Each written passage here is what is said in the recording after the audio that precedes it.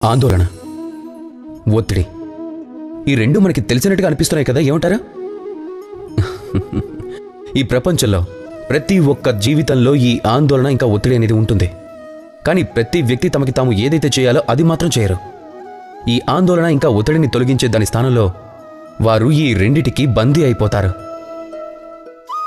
సరే పదండి, మీకు ఈ ప్రకృతి నుంచి ఒక ఉదాహరణ ఇస్తాను. ఏది వివరించడానికంటే అది అర్థం చేసుకోవడం మీకు ఎంతో అవసరం. ఎప్పుడైనా ఒక వృక్షాన్ని చూసే ఉంటారు.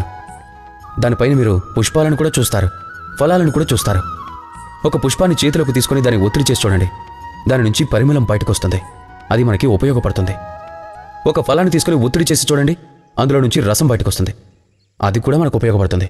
అంటే అర్థం, ఆందోళన ఇంకా ఒత్తిడి మన జీవితంలో ఏ పరిస్థితుల్లోనైనా, ఏ సమయంలోనైనా, ఏ క్షణంలోనైనా మనల్ని చెదరగొట్టడానికి కాదు.